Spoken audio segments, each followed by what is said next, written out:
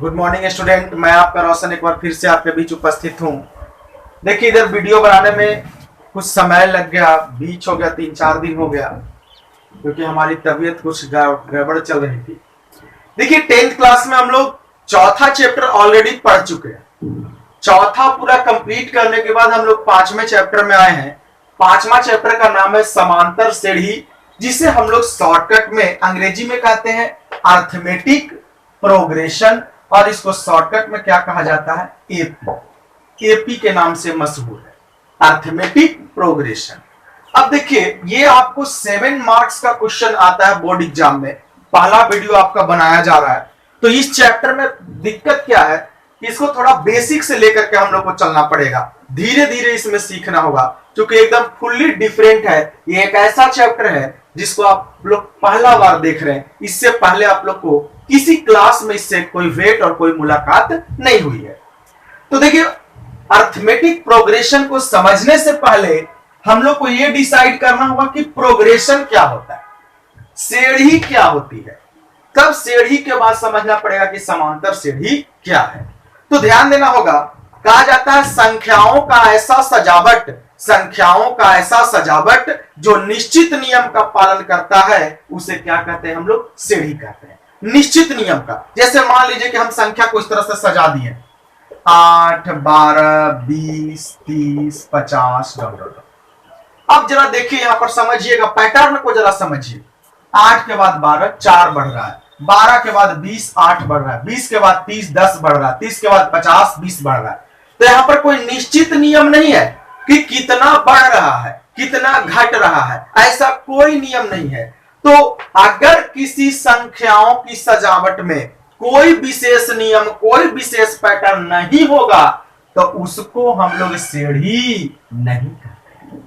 जैसे दूसरा मान लीजिए, यहां 3 के बाद 8, 8 के बाद 13, 13 के बाद 18, ऐसे ही आगे डॉट डॉट डॉट।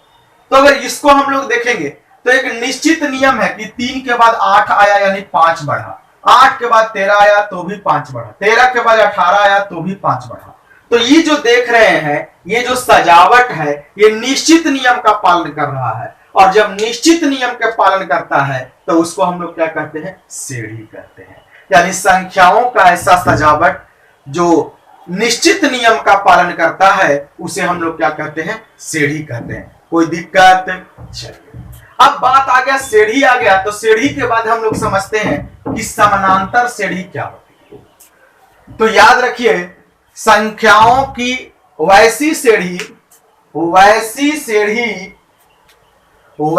श्रेणी जिसके दो पदों के बीच का अंतर हमेशा बराबर रहता है, उसे क्या कहते हैं, समांतर श्रेणी। जैसे मान लीजिए 3 के बाद 6, 6 के बाद 9, 9 के बाद 12, 12 के बाद 15, तो हर बार देख रहे हैं कितना आगे बढ़ते जा रहा है, 3-3 बढ़ रहा है। तो इसी को हम लोग क्या कहेंगे, समांतर श्रेणी।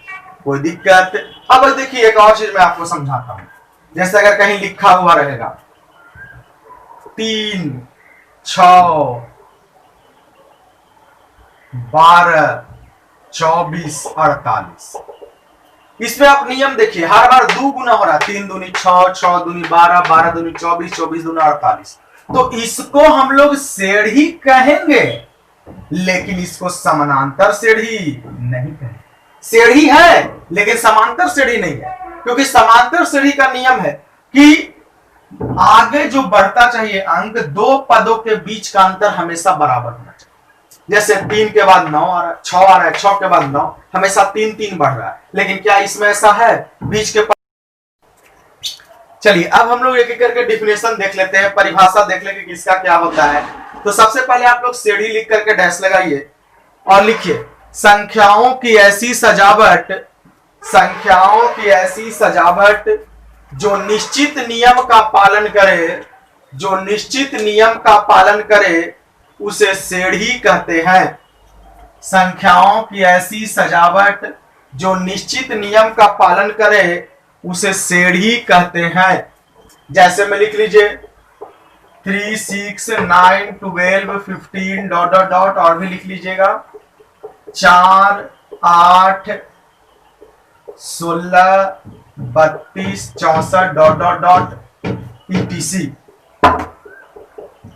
चलिए अब इसके बाद सीढ़ी के बाद लिखेगा नीचे, सीढ़ी 3 प्रकार के होते हैं। नीचे लिखेगा यहां पर से सीढ़ी 3 प्रकार के होते हैं। पहला नंबर पर लिखेगा समांतर सीढ़ी, दूसरे नंबर पर लिखे गुणोत्तर सीढ़ी, तीसरा नंबर पर लिखे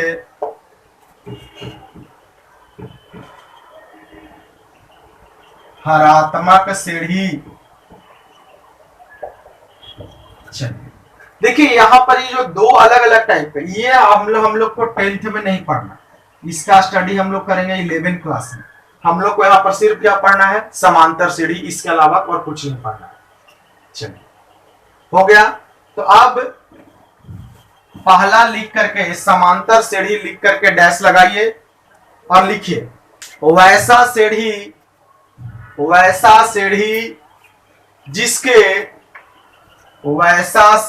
जिसके दो पदों के बीच का अंतर, वैसा सीढ़ी जिसके दो पदों के बीच का अंतर हमेशा, दो पदों के बीच का अंतर हमेशा बराबर रहता है, दो पदों के बीच का अंतर हमेशा बराबर रहता है, उसे समांतर सीढ़ी कहते हैं, उसे समांतर सीढ़ी कहते हैं।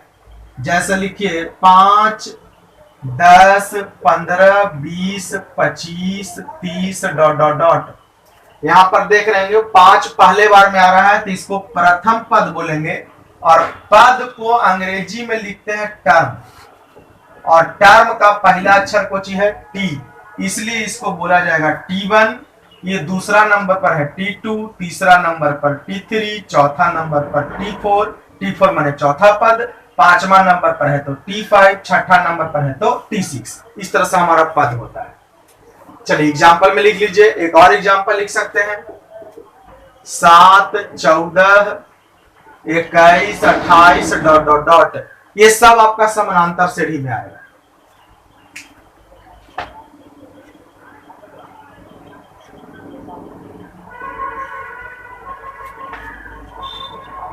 चलिए अब इसके बाद लिखेगा सार्व अंतर लिख करके डैश और लिखिए समांतर सीढ़ी में दो पदों के बीच के अंतर को, समांतर सीढ़ी में दो पदों के बीच के अंतर को सार्व अंतर कहते हैं, दो पदों के बीच के अंतर को सार्व अंतर कहते हैं। इसे संकेत में स्मॉल डी से, इसे संकेत में स्मॉल डी से सूचित करते हैं। चलिए जैसे देखिएगा एग्जांपल में आप लोग 5 हो गया, 7 हो गया, 9 हो गया, 11 हो गया डॉट डॉट। तो यहां पर ध्यान दीजिए, पहला नंबर पर हो गया T1, दूसरा पे T2, तीसरा पे T3, चौथा पे T4। अब अगर हम सार्व अंतर की बात करें तो सार्व अंतर बराबर पीछे वाला है T2 में से क्या घटा देते हैं हम लोग, T1, पीछे वाले पद में आगे वाले को घटाते हैं। इसको शॉर्टकट में संकेत में कुछ D बराबर T2 माइनस T1, ये आपका फॉर्मूला बना सार्व अंतर का। कहीं पूछेगा तो यही चलाएंगे हमेशा, T2 में से T1 को क्या कर देंगे, माइनस कर देंगे, हमेशा हम लोग को सार्व अंतर मिल जाएगा। अब देखिए समांतर सीढ़ी में n पदों के लिए अलग फॉर्मूला होता है।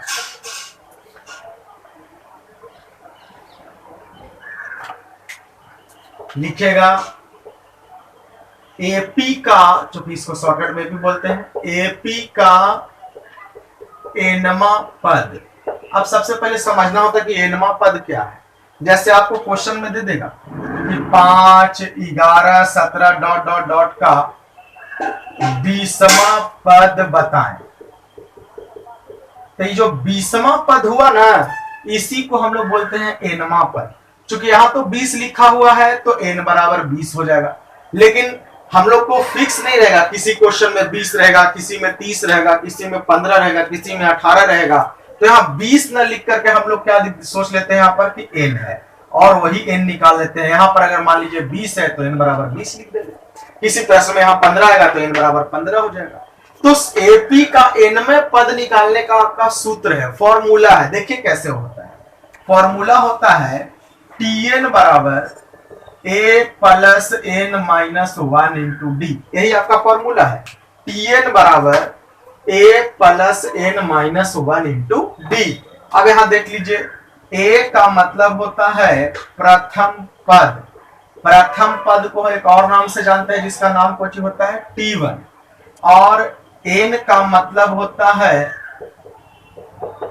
पदों की संख्या, 10 पद, 20 पद, 50 पद, 20वां पद, तो 20 हो जाएगा n बराबर। d का मतलब हो गया सार्व अंतर, हम लोग पीछे पढ़े हैं इसको, T2 माइनस क्या T1। और लास्ट टाइम Tn का मतलब होता है nवां पद, Tn का मतलब nवां पद। तो ये फॉर्मूला एकदम अच्छा से, यही एक फॉर्मूला पर आपका 3 लेसन आराम से सॉल्व हो जाएगा। तो इस फॉर्मूला को बढ़िया से रखना है। किसी किसी किताब में आपको Tn नहीं देगा, वहां पर क्या लिख देगा An बराबर फॉर्मूला वही a plus n minus 1 into D. तो इसको भी जान लीजिए, An का मतलब भी क्या होता है, सब तो बाकी सेम है, a d a n d में कोई दिक्कत नहीं है। An का मतलब भी होता है nवां पद, और कुछ अलग होता नहीं है। तो ये हमारा फॉर्मूला हो गया। इसी फॉर्मूला को लेकर के आगे हम लोग को चलना है।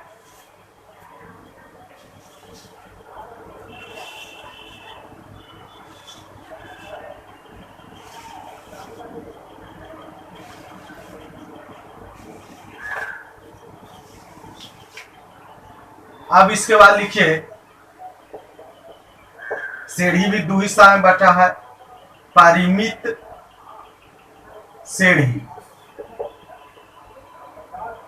लिख के डैश लिखिएगा, वैसी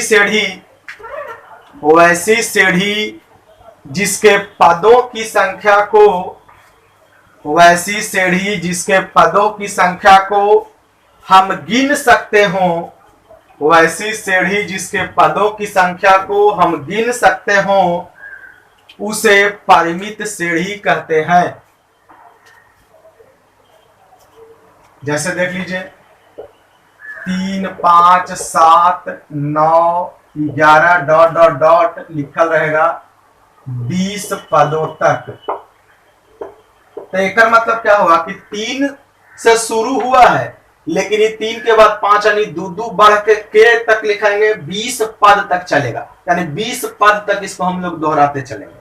उस तरह से अगर कोई ऐसे रहता है कि 6, 9, 12, 15, 18 डॉट डॉट डॉट, तो अब है क्या कि 6, 9, 12, 15, 18, 18 के बाद कितना इधर और लिखाएगा इसकी कोई गारंटी नहीं है। लेकिन यहाँ 20 पदों तक कहने का मतलब हो गया कि ये लास्ट जाते जाते जाते 20 में जाकर के समाप्त हो जाएगा, उससे आगे बढ़ने वाला नहीं है। या मान लीजिए कि ऐसे चल सकता है, आपको देख लीजिए, इसको एक बार और मैं समझा रहा हूं। जैसे आपका हो गया 3, 5, 7, 9, 11, 21। एक का मतलब होगा कि 3 से शुरू हुआ, खत्म कहां पर हो गया 21 पर। इसी पर विशेष फोकस बनाना है। ये जो एपी है 3 से शुरू हुआ, खत्म कहां पर हो गया 21 पर।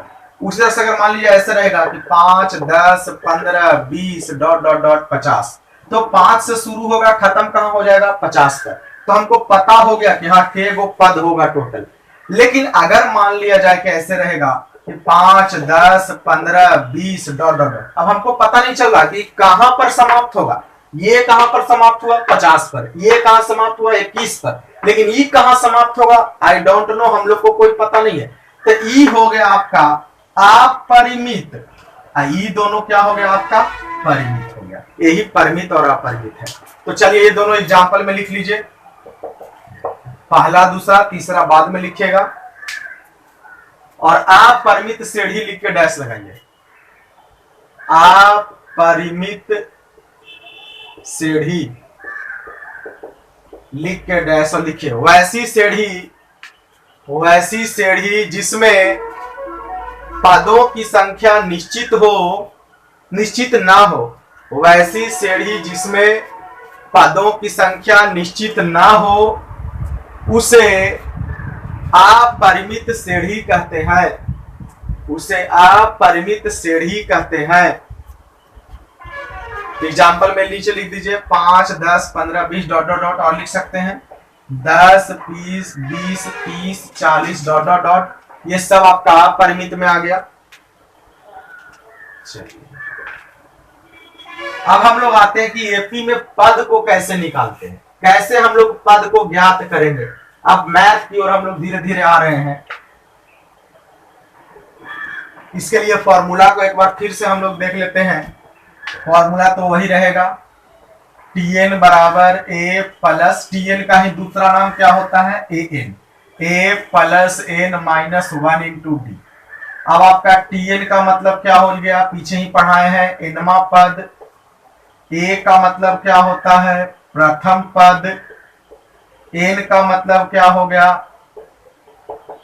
पदों की संख्या। d का मतलब क्या हो गया, सार्व अंतर। और an का मतलब भी यही होता है। अब इसी के आधार पर देखिए कुछ क्वेश्चन को देखते हैं। जैसे आपको यहां पर दिया हुआ रहेगा, पहला एग्जांपल मैं आपको समझा रहा हूं, एपी 5, 10, 15, 20 डॉट डॉट डॉट का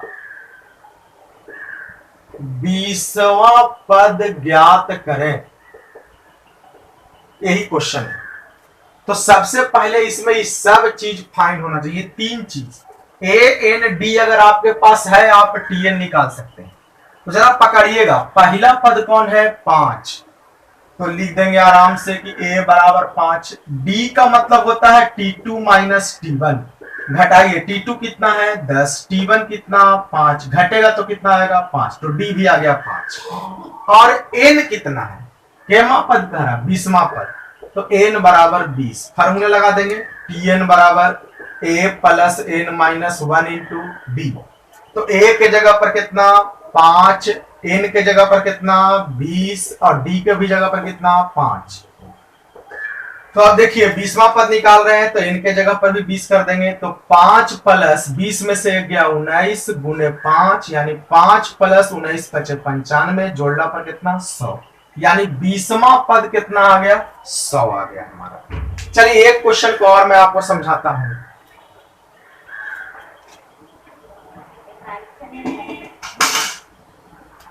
ध्यान से देखिएगा, एपी 7, 9, 11, 13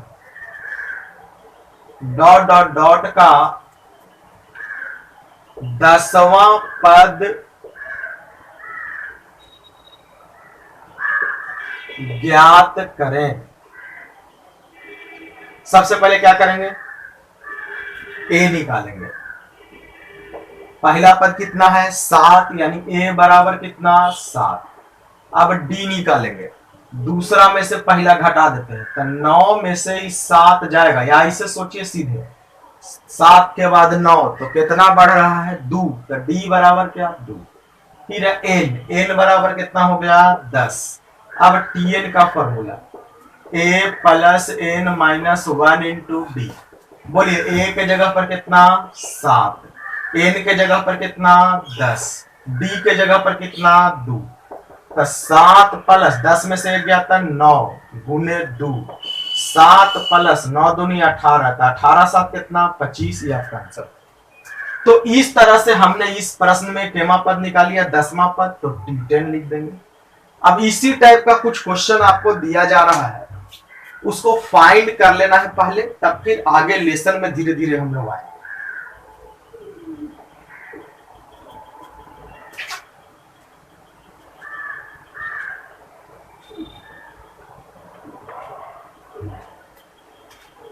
होमवर्क में इसको लिखिए, प्रैक्टिस कीजिएगा। पहला है एपी 6, 9, 12 डॉट डॉट डॉट का 15वां पद ज्ञात करें। दूसरा AP 5, 7, 9 डॉट डॉट डॉट का 20वां पद ज्ञात करें। AP 10, 15, 20 डॉट डॉट डॉट का 30वां पद ज्ञात करें। AP 6, 11, 16 डॉट डॉट डॉट का 10वां पद ज्ञात करें। AP 2, 4, 6, 8 डॉट डॉट डॉट का 8वां पद ज्ञात करें। AP 9, 11, 13, 15 डॉट डॉट डॉट का 15वां पद ज्ञात करें। AP 10, 13, 16, 19 डॉट डॉट डॉट का 16वां पद ज्ञात करें। AP 11, 15, 19, 23 डॉट डॉट डॉट का 15वां पद ज्ञात करें। 9वां AP 10, 20, 30 डॉट डॉट डॉट का 10वां पद ज्ञात करें। 10वां AP 7, 14, 21 डॉट डॉट डॉट का 15वां पद ज्ञात करें। तो 10 क्वेश्चन बनाइएगा, तो फिर इसके बाद नेक्स्ट वीडियो आएगा। इसको अच्छे से बनाइए, व्हाट्सएप पर भेजिए, इसको देखेंगे कि कैसे आप लोग सॉल्व करते हैं। तो नेक्स्ट डे हम लोग धीरे धीरे इस बढ़ाएंगे पैटर्न के और किस टाइप का चलेगा क्वेश्चन। तो फिर 2-3 क्लासेस के बाद आपको बुक से क्वेश्चन बनना स्टार्ट हो जाए। चलिए ठीक है, इसको बनाइए, भेजिए और खूब अच्छा से पढ़िए।